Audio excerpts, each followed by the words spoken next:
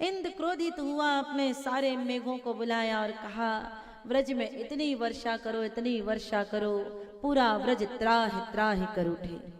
जैसे ही व्रजवासी लौट करके अपने अपने घर गए, गिरिराज महाराज की पूजा करके थोड़ी ही देर में देखा वृंदावन के चारों ओर उमड़ घुमड़ करके काले काले प्रलयंकारी बादल मंडराने लगे। व्रजवासी लाला के पास आ गए, भैया लाला, तेरे कहने पर हमने इंद्र की पूजा बंद कर दी, अब इंद्र के कोप से हमें कौन बचाएगा।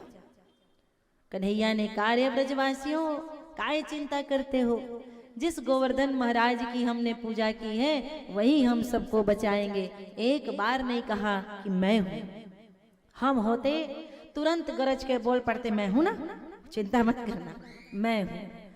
लेकिन भगवान ने कहा गोवर्धन महाराज बचाएंगे, अर्थात आप करिए खुद पर श्रेय दूसरों को दीजिए। आजकल होड़ इसी की लगी है कि करना चाहता नहीं आदमी, पाना चाहता है, करेगा नहीं, हमारी पूंछ हो, हमारी पूंछ हो बस। और सही में पूंछ हो जाए तो, इसकी सही में पूंछ बन जाए तो। हनुमान जी ने यही तो किया कि मेरी पूंछ है तो पूंछ को ही जलवा दो। जब गए राज दरबार में, रावण के राज दरबार में, रावण ने कहा है बड़ा उत्पात मचाया बंदर, तो इससे तो दंड मिलेगा।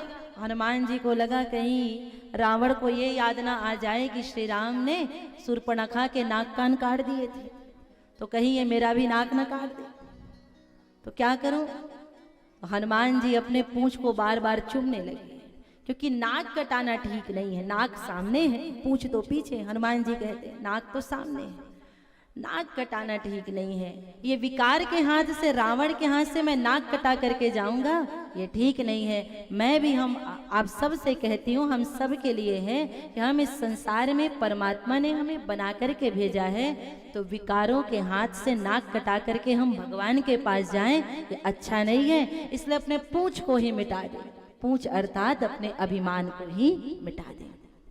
हनुमान पूंछ को चूमने लगे। रावण तुरंत समझ गया कपि के ममता पूंछ पर, ये बंदर जो है पूंछ से प्यार करता है, तो फिर क्या करें, इसके पूंछ को जला दो। और रावण ने हनुमान जी का पूंछ जला दिया।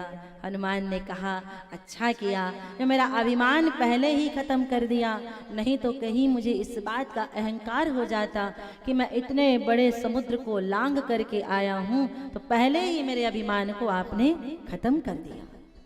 सज्जनों, इंद्र जो है चारों ओर ब्रज में बादल मंडराने लगे। कन्हैया अपने व्रजवासियों को लेकर के गोवर्धन महाराज की शरण में गए। व्रजवासियों ने पूछा लाला भैया ये पर्वत हमें कैसे बचाएगा। अरे व्रजवासियों काहे चिंता करते हो, एक क्षण में मैं इस विशाल पर्वत को अपनी कनिष्ठा पर धारण कर लूंगा। व्रजवासियों ने कहा लाला इस मुसीबत के समय में काहे मजाक कर रहा है भैया, एक कुकुरमुत्ता तुझसे उठाया नहीं जाता, एक छतरी तू उठा नहीं पाता है। कुकुरमुत्ता का अर्थ है, कन्हैया करे मशरूम नहीं उठा पाता है, आपकी भाषा में पुटू। एक छतरी तुझसे उठाई नहीं जाती है तो इतने बड़े पर्वत को उठा लेगा। कन्हैया ने पलक झपकते ही 7 कोस के विशाल गिरिराज महाराज को अपने बाएं हाथ की कनिष्ठा के नक पर धारण कर लिया। बोलिए गिरधारी भगवान की, कृष्ण कन्हैया लाल की, गोवर्धन महाराज की। भगवान हमारे भी बड़े से बड़े संकट को धारण करने के लिए बिल्कुल तत्पर खड़े हैं, तैनात खड़े हैं, टेढ़ी टांग में खड़े हैं, एक पैर में खड़े हैं। हमारे चाहे वो कितना भी बड़ा संकट क्यों ना हो, परमात्मा उसे अपनी कनिष्ठा पर धारण कर लेते हैं। लेकिन कब धारण करते हैं, जब सारे ब्रजवासियों ने अपनी अपनी लाठियां भी लगा दी।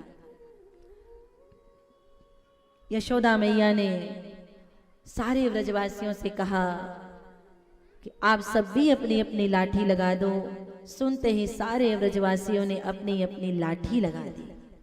अर्थात ईश्वर उसी की सहायता करता है जो अपनी सहायता स्वयं करता है। 7 कोस के विशाल गिरधारी को भगवान ने अपनी कनिष्ठा पर धारण कर लिया। हम सबकी भी बड़ी सी बड़ी समस्या को भगवान उठाने के लिए तत्पर खड़े हैं। बस विश्वास व्रजवासियों की तरह होना चाहिए।